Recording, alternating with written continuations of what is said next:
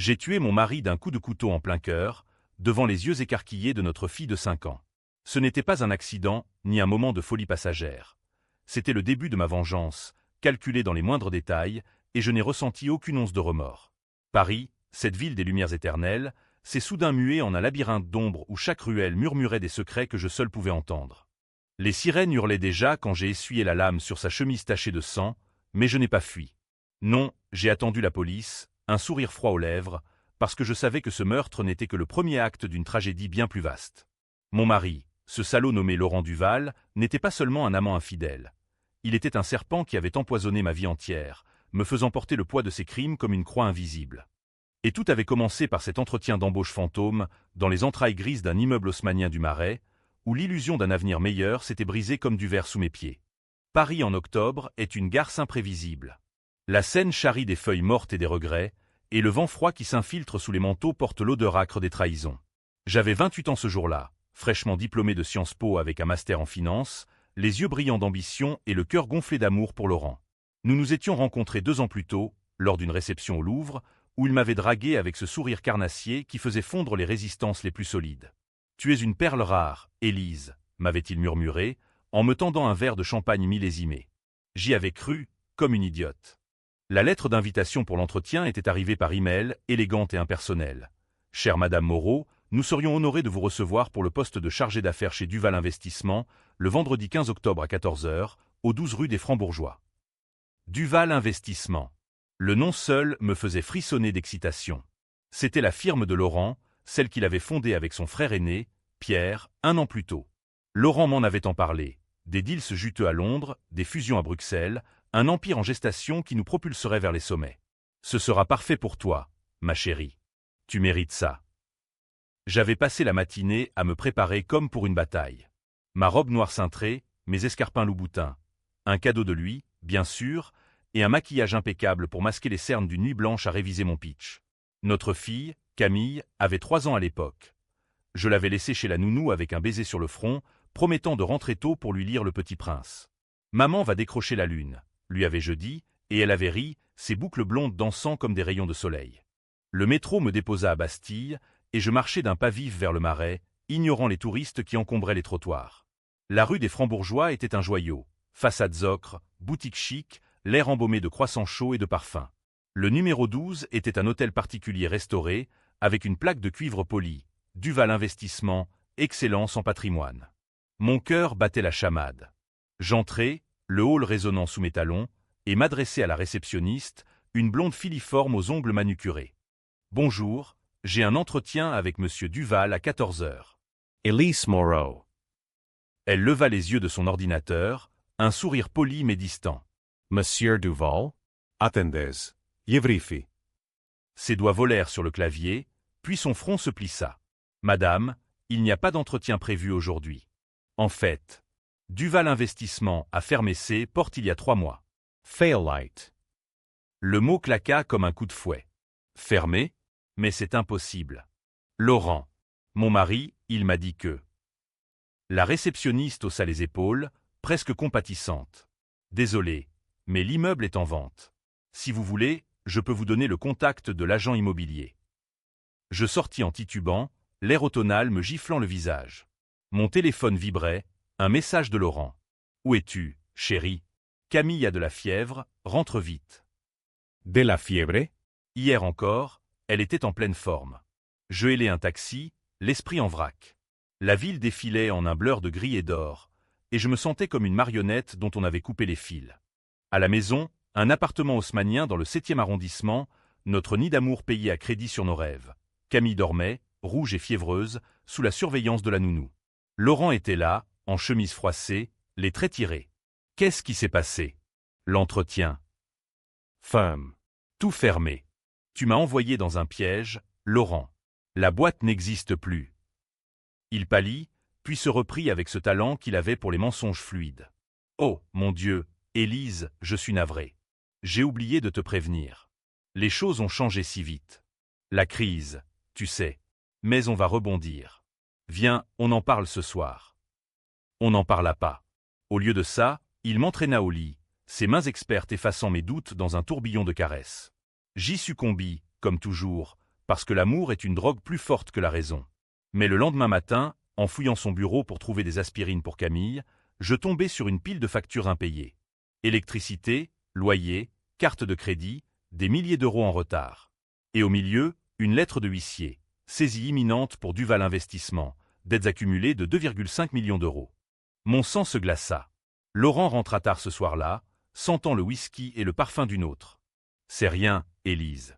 Pierre et moi, on gère. Il a un plan. Pierre. Le frère aîné, l'ombre discrète derrière Laurent. Grand, austère, avec des yeux de prédateur qui me mettaient mal à l'aise depuis le premier jour.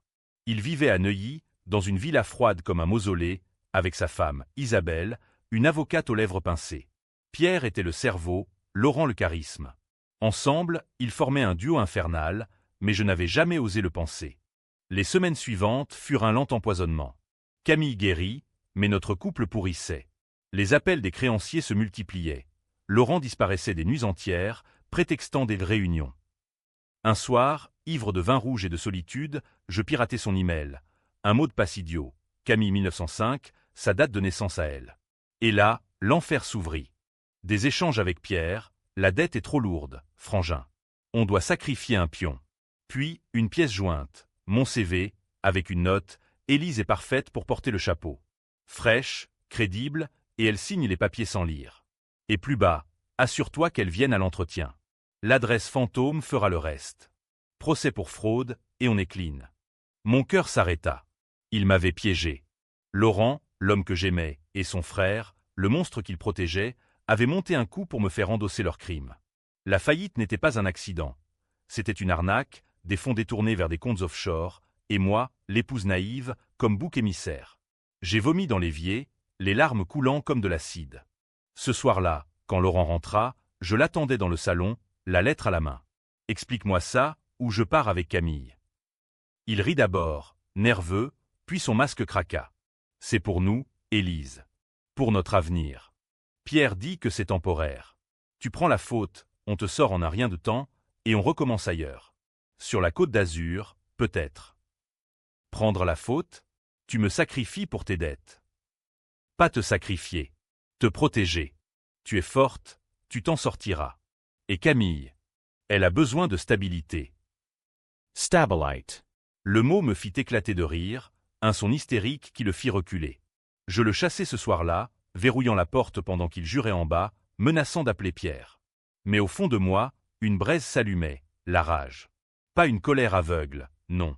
Une vengeance froide, méthodique, à la française, subtile, cruelle, inéluctable. Les jours suivants, je jouais le jeu. Je souris aux dîners familiaux imposés par Pierre, qui me serrait la main avec une condescendance paternaliste. Tout va s'arranger, Élise. La famille avant tout. Isabelle, sa femme, hochait la tête, ses yeux froids comme des diamants taillés pour blesser. Elle savait, bien sûr. Elle gérait les aspects légaux, falsifiant des documents pour que tout pointe vers moi. Pendant ce temps, je creusais. Des nuits entières sur mon ordinateur, traquant les traces numériques. J'embauchais un détective privé, un ex-flic marseillais nommé Raoul, qui puait le tabac et la malice. C'est Duval, c'est de la vermine, madame. Mais on va les écorcher vifs. Raoul trouva d'abord les petites choses.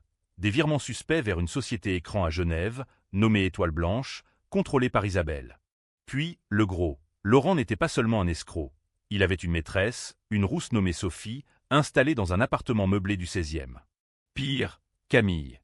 Un test ADN caché dans les fichiers de Pierre révélait qu'elle n'était pas de Laurent. Son vrai père? Un ancien associé qu'ils avaient ruiné, un certain Marc Lefebvre, disparu après un suicide suspect dans la Seine. Le secret me frappa comme un marteau. Camille, mon ange, fruit d'une trahison antérieure. Laurent l'avait élevée comme la sienne, mais pour l'image, pour le vernis social. Et maintenant, il me laissait tout, y compris ce mensonge, pour me briser. Je confrontai Laurent un soir de pluie, dans un café sordide de Belleville. Qui est le père de Camille? Il blêmit, puis sourit, ce sourire qui m'avait ensorcelé. Qu'est-ce que tu racontes? C'est moi, voyons. Arit. J'ai vu le test. Marc Lefebvre. Tu l'as tué pour ça? Pour effacer tes traces. Le silence s'étira, rompu par le bruit des gouttes sur les vitres. Puis, il se pencha. Écoute, Élise. Marc était faible. Il menaçait de tout balancer après que j'ai emprunté ses idées pour la firme. Le saut dans la Seine, un accident. Boire trop, glisser sur le pont. Mais Pierre a tout nettoyé. Et Camille, elle est à nous maintenant. À nous. Les possessifs me donnent la nausée. Je partis sans un mot, mais en chemin, j'appelai Raoul. Trouve-moi tout sur Pierre. Et sur Isabelle. Je veux leur faiblesse. La vengeance prenait forme. Pas un coup de sang, non. Une toile d'araignée, tissée dans l'ombre des boulevards parisiens. J'allais les faire payer, un par un, jusqu'à ce que leur empire s'effondre dans un cri de désespoir. Les mois d'hiver s'abattirent sur Paris comme une malédiction biblique. La neige fondue transformait les Champs-Élysées en un marécage gluant, et mon appartement, autrefois un havre, puait le renfermer et les non-dits. Camille sentait la tension. Elle collait ses dessins sur les murs, des bonhommes bâtons avec des cœurs noirs, et me demandait « Maman, pourquoi papa ne vient plus jouer ?» Je mentais, bien sûr. Papa est en voyage d'affaires. Bientôt, il reviendra avec des cadeaux. Mais intérieurement, je bouillonnais. Raoul me livrait des rapports hebdomadaires, chacun plus accablant que le précédent. Pierre Duval n'était pas qu'un financier véreux, il avait un passé taché de sang. En 2005, lors d'une affaire à Lyon, un concurrent avait disparu après avoir refusé une fusion forcée. Suicide officiel, mais Raoul avait déterré un témoin, un clochard qui avait vu Pierre jeter un corps dans le Rhône. Isabelle, elle, était le scalpel. Avocate au barreau de Paris, spécialisée en droit des sociétés, elle avait défendu des barons de la drogue déguisés en entrepreneurs. Son talon d'Achille, une liaison avec un juge influent, un certain Henri Blanchard, marié à une héritière hystérique. Raoul avait des photos, eux deux dans un hôtel de la rue Saint-Honoré, enlacés comme des serpents. Laurent, mon Laurent, était le chaînon faible. Il picolait de plus en plus, hanté par ses démons. Je le pistais via une app sur son téléphone. Un cadeau empoisonné que je lui avais offert des mois plus tôt. Ses nuits chez Sophie se multipliaient, mais il y avait pire, des textos à Pierre. Frangin, Élise fouille trop. On doit accélérer le plan B. L'affaire accusée de blanchiment. Plan B. Il passait à la vitesse supérieure. Un matin, 2 policiers frappèrent à ma porte. Madame Moreau, nous enquêtons sur des irrégularités fiscales chez Duval Investissement. Pouvez-vous nous suivre? Mon cœur martela, mais je gardai mon calme. Au commissariat du 5e, face à un inspecteur bedonnant nommé Leclerc, je jouais l'innocente. Moi? Mais je n'ai rien à voir. C'était juste une candidature. Leclerc ricana, étalant des documents, des signatures falsifiées à mon nom sur des contrats bidons. Votre mari dit que vous gérez les comptes. Et voilà une procuration datée d'il y a 6 mois. 6 mois. Avant même l'entretien fantôme. Laurent m'avait fait signer à l'aveugle, lors d'un dîner arrosé. C'est pour la paperasse, chérie. Rien d'important. Je sortis libre, mais avec une convocation pour le lendemain. Dans le taxi qui me ramenait, j'appelai Raoul. C'est le moment. Lance la phase 1. La phase 1 était subtile, à la française, la diffamation murmurée. J'anonymais un dossier à Le Monde, des leaks sur les Duval, avec juste assez de preuves pour titiller sans accuser. Le lendemain, un article en page 3, soupçon de fraude chez un fonds d'investissement parisien. Les frères Duval dans la tourmente. Pierre appela dans l'heure. Élise, qu'est-ce que c'est que ce bordel? Tu es derrière ça. Sa voix, d'habitude suave, tremblait de rage. Moi? Pierre, je suis la victime ici. Vous m'avez piégé. Ne joue pas les vierges effarouchées. Rejoins-nous ce soir à la maison. On règle ça en famille. La villa de Neuilly était un bunker de béton et de verre, gardé par des caméras. Isabelle m'accueillit en robe de soie, un verre de Chablis à la main. Assieds-toi, Élise. Tu as l'air d'un fantôme. Laurent était là, avachi dans un fauteuil, les yeux injectés de sang. Pierre dominait la pièce, un cigare aux lèvres. On va droit au but. Tu retires tes fuites, et on efface ton nom des dossiers. Sinon. Sinon quoi? Vous me jetez en prison? Pour vos crimes? Marc Lefebvre, Lyon, les offshore. J'ai tout, Pierre. Et Raoul aussi. Le nom de Raoul le fit tiquer. Qui c'est, ce Raoul? Ton amant. Mieux que ça. Un chasseur de tête. Isabelle intervint, sa voix coupante comme une lame. Assez. Élise, tu es enceinte de nos illusions, mais Camille est à nous. Si tu pousses trop, on la prend. Tutelle pour instabilité maternelle. La menace me traversa comme un éclair. Camille. Mon unique lumière dans cette nuit. Je hochai la tête, feignant la soumission. D'accord. Je retire tout. Mais en sortant, je glissai un USB dans la poche d'Isabelle, un cadeau de Raoul, avec des photos de sa liaison. Pour tes souvenirs, murmurai-je. Le lendemain, le juge Blanchard reçut un colis anonyme. Les clichés, plus un mot, votre femme mérite mieux. Ou pire. Isabelle paniqua, annulant une audience clé pour Duval. Pierre hurla au téléphone. Salope, tu vas payer. Je payai, mais pas comme il imaginait. La phase 2, l'isolement. J'inondais les réseaux de rumeurs, pas des faits, des murmures. Sur LinkedIn, des posts voilés sur des financiers qui coulent des familles pour leur yacht. Sur Twitter, ou X, comme on dit maintenant, des trades anonymes sur les Duval, rois du mensonge. Paris est une ville de commérage, les salons du 16e s'enflammèrent. Laurent craqua le premier. Il débarqua chez moi un soir de verglas, sous les suppliants. Élise, arrête. Pierre est furieux. Il veut te ruiner. Ruiner? Comme vous l'avez fait avec Marc. Il s'effondra à genoux, larmes aux yeux. Marc. C'était un accident. Il a sauté, Élise. J'ai essayé de le sauver, mais Pierre. Pierre l'a poussé du pont. Il riait, le salaud. Pour l'argent, pour le contrôle. La confession. Gravée sur mon téléphone, enregistrement net. Pourquoi me le dire maintenant? Parce que je t'aime encore. Et Camille, elle est à toi, pas à nous. Mensonge ou vérité? Je le laissai partir, le cœur serré. Mais la braise rougeoyait plus fort. Bientôt, les investisseurs fuyaient Duval. Pierre contre-attaqua, une plainte pour diffamation contre moi. L'audience au tribunal de Paris fut un cirque. Isabelle plaida, impitoyable. Ma cliente est une femme trahie, mais son hystérie la pousse à la calomnie. Je me défendis seul, voix tremblante mais ferme. Ce ne sont pas des calomnies. Ce sont des faits. Et Marc Lefebvre, son fantôme hante cette salle. Le juge, pas Blanchard, heureusement, ajourna. Mais dehors, Pierre m'attendait, son visage tordu. Tu joues avec le feu, Élise. La prochaine fois, c'est Camille qui brûle. La menace finale. Je rentrai, serrai ma fille contre moi, et pleurai pour la première fois depuis des mois. Mais les larmes s'évaporèrent vite. La phase 3 approchait, le coup fatal. Le printemps revint à Paris avec une ironie cruelle, les cerisiers en fleurs masquant la pourriture sous la surface. Camille grandissait, ses questions sur son père devenant plus insistantes. Il est tout, le méchant monsieur. Je lui racontais des contes édulcorés, mais la vérité suintait comme une plaie infectée. Raoul avait creusé plus profond. Pierre avait un vice caché, le jeu. Pas les casinos discrets de Deauville, non, des parties clandestines dans les sous-sols de Montmartre, où l'on pariait des fortunes sur du poker truqué. Il devait des millions à un syndicat albanais, dirigé par un colosse nommé Victor, tatoué comme un yakuza balkanique. Ces types ne pardonnent pas, m'avait dit Raoul, un soir dans un bistrot enfumé de la Goutte d'Or. Un mot de travers, et c'est les genoux pétés. Isabelle, quant à elle, avait un squelette dans son placard.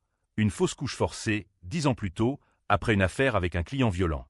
Elle avait couvert l'avortement illégal, mais des dossiers médicaux traînaient dans une clinique de banlieue. Utilise ça, et elle s'effondre, conseilla Raoul. Laurent, il sombrait. Sophie l'avait largué pour un banquier suisse, et il squattait des bars du quartier latin, racontant ses malheurs à qui voulait l'entendre. Je le vis un soir, accoudé aux zincs du Procope, murmurant à un inconnu, « Ma femme. Elle me hait. Et elle a raison. » Pitié? Non. Stratégie. J'approchai Victor via un intermédiaire, un cousin de Raoul, barman à Pigalle. Dites à votre boss que Pierre Duval a un règlement de compte en vue. Mais il a besoin d'un délai. Victor mordit à l'hameçon. Une semaine plus tard, Pierre fut enlevé devant sa villa. Une bâche sur la tête, un trajet en fourgon jusqu'à une usine désaffectée de Pantin. Ils le tabassèrent, brisèrent 2 côtes et le larguèrent sur le périphérique avec un message. Prochain délai, 48 heures, ou on prend ta femme. Pierre rentra en rampant chez Isabelle, qui appela Laurent en panique. J'écoutais via un micro planqué dans son téléphone. Un cadeau de Raoul, 200 € sur le dark web. Frangin, ils me tiennent. Les Albanais. À cause du poker. Laurent, voix pâteuse. Calme-toi. On vend l'appart d'Élise. Ça couvre. Et les? Elle refusera. Force-la. Menace-la avec la gosse. Mon sang bouillonnait. Il ne lâchait rien. Je contre-attaquai, un email anonyme à Isabelle, avec les dossiers de la fausse couche. Votre passé vous rattrape. Retirez la plainte contre moi, ou ça sort au barreau. Elle craqua lors de notre rencontre forcée, dans un salon de thé du Marais. Ses mains tremblaient sur sa tasse de Darjeeling. Comment as-tu su? C'était un cauchemar. Ne dis rien, Élise. Je plaide pour ton innocence. Et Pierre? Pierre est un poison. Mais la famille? Famille? Vous m'avez trahi. Et Marc? Laurent m'a dit la vérité. Pierre l'a poussé. Ses yeux s'écarquillèrent. Non, c'était un suicide. Pierre n'irait pas. Mais le doute s'installa. Isabelle devint ma taupe involontaire, fuyant des documents incriminant Pierre. Transfert vers Étoile Blanche, son propre compte. Elle signait pour se couvrir, mais chaque trait de plume l'enfonçait plus. Laurent, sentant le vent tourner, tenta une rédemption pathétique. Il se pointa chez moi avec des fleurs volées et une lettre. « Pardonne-moi, Élise. Pierre est le diable. Laisse-moi t'aider à le détruire. » Je le laissai entrer, le cœur un étau. Nous parlâmes jusqu'à l'aube, Camille dormant dans la pièce voisine. Il avoua tout, l'arnaque initiale, conçue par Pierre pour effacer des dettes d'enfance. Leur père, un bookmaker ruiné, les avait laissés pour compte. On voulait juste survivre. Mais Pierre, il aime le pouvoir. Marc était le premier. Il y en a eu d'autres. Combien? 2. Un à Bruxelles, un à Lisbonne. Accidents. La nausée remonta. Mais je feignis l'empathie. Aide-moi, Laurent. Sabote Pierre de l'intérieur. Il accepta, les yeux brillants d'espoir fou. Bientôt, des fuites internes, emails truqués montrant Pierre seul dans les fraudes. Les Albanais frappaient plus fort. Victor envoya un émissaire à Neuilly, un gamin tatoué qui cassa la mâchoire d'Isabelle quand elle ouvrit la porte. Pierre paniqua, convoquant une réunion familiale dans un restaurant étoilé de la Tour Eiffel. J'y allai, escorté de Raoul en civil. C'est fini, Pierre, dit Jean en m'asseyant. Tes dettes, t'es mort. Tout sortira. Il rit, un son rauque. Tu crois m'effrayer? T'es qu'une pute ambitieuse. Laurent t'a baisé, et maintenant tu joues les justicières. Laurent bondit. Ferme-la, frangin. C'est toi qui nous as tous pourris. La bagarre éclata. Pierre sortit un couteau de table, tailladant le bras de Laurent. Raoul intervint, un coup de poing magistral qui envoya Pierre valser contre une vitre. Les serveurs appelèrent la police. Le scandale fit la une de François, frère Duval, rixe sanglante au sommet de Paris. Pierre fut arrêté pour agression, mais libéré sous caution. Isabelle avait encore des cordes. Moi, j'étais intouchable. Les preuves s'accumulaient contre lui. Mais le twist vint de Laurent. Au milieu de la nuit, un appel. Élise, Pierre c'est pour le micro. Il vient pour Camille. Terrorisé, je barricadai la porte. Des coups sourds, puis silence. Raoul arriva trop tard. Laurent gisait dehors, gorge tranchée, un mot dans la main, pour la famille. Pierre avait retourné Laurent. Ou pire, Laurent avait sacrifié pour protéger son frère, un dernier mensonge. La rage m'aveugla. La phase 4, la destruction totale. L'enterrement de Laurent fut une farce macabre, sous un ciel de plomb qui pleurait sur le cimetière de Passy. Isabelle, voilée de noir, sanglotait avec une conviction d'actrice. Pierre, en costard anthracite, serrait des mains comme un politicien en campagne. Camille, dans mes bras, murmurait « Papa est un ange maintenant. » Oui, ma chérie, un ange qui veille sur nous. Mais les anges n'ont pas de sang sur les mains. La police classa la mort de Laurent en meurtre non élucidé, mais je savais, Pierre, avec un alibi fourni par Victor, un pot de vin pour les Albanais, en échange d'un délai.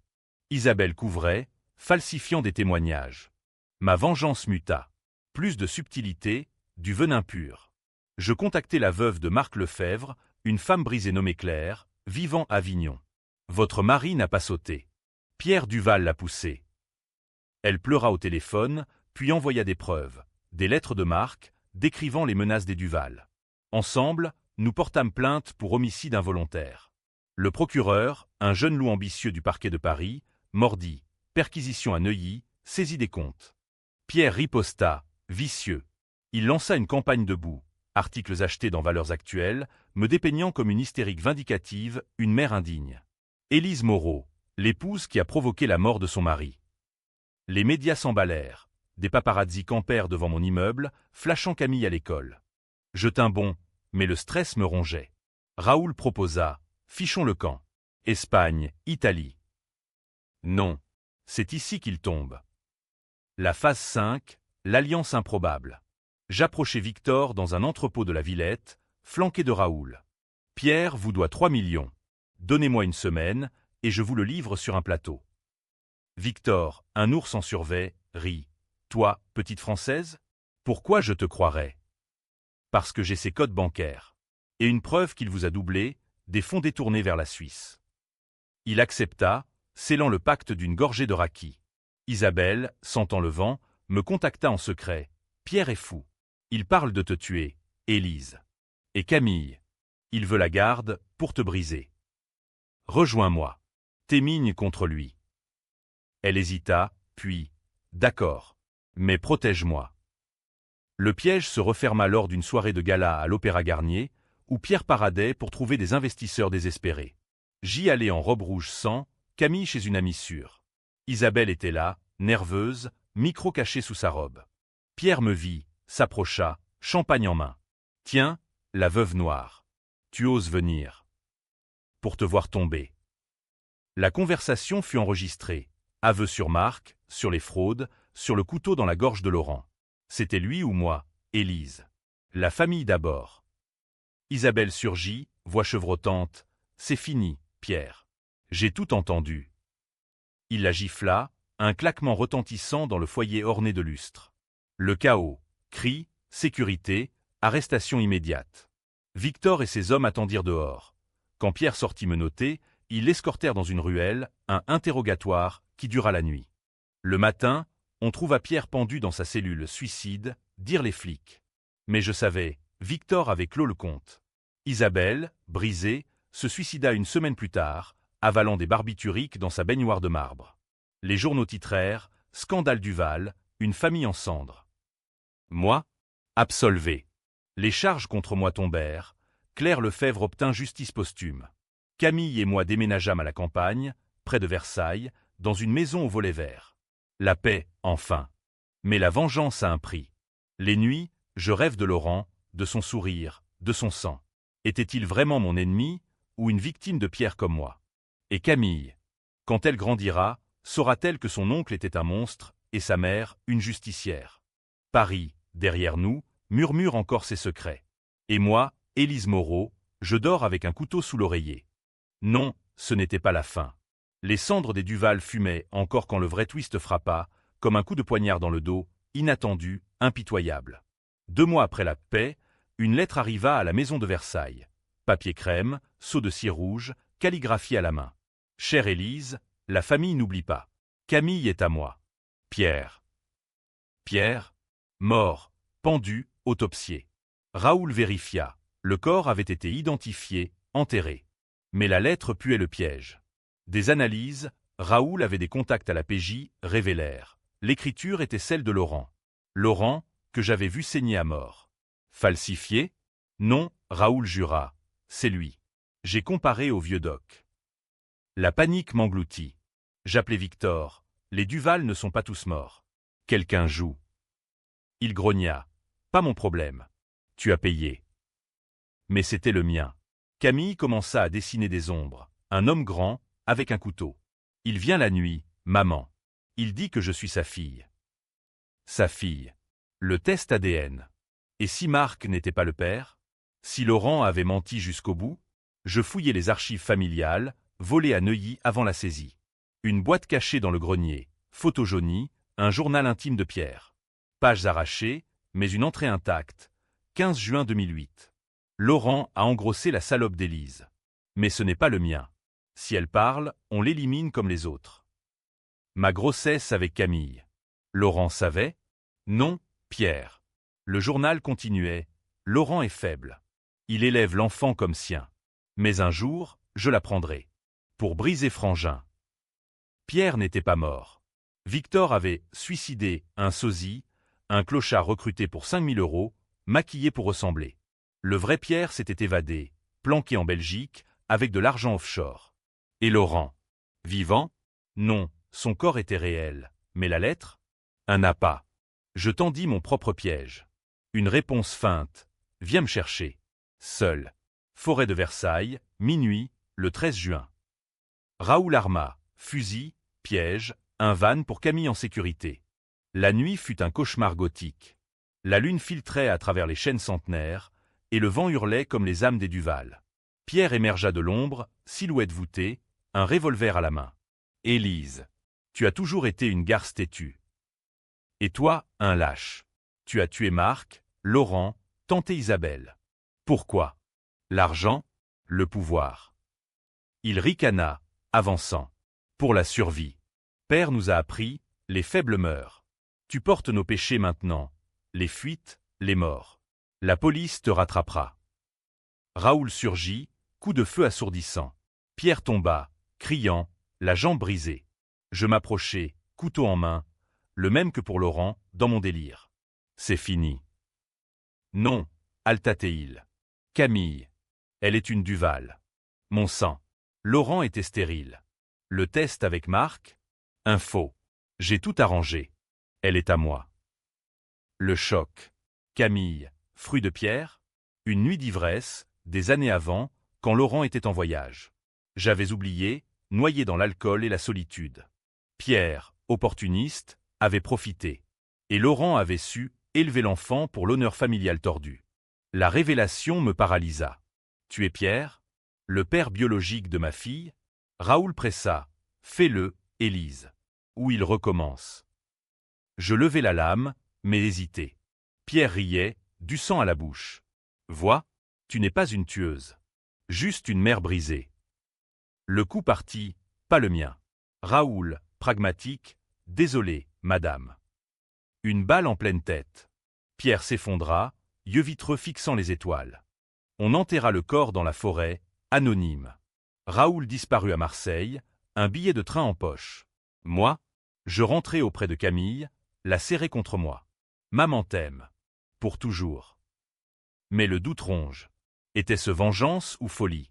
Camille est-elle vraiment de Pierre, porteuse de ce poison? Les lecteurs se diviseront.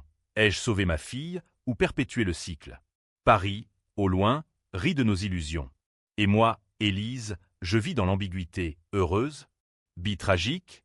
Les deux, éternellement. Fin.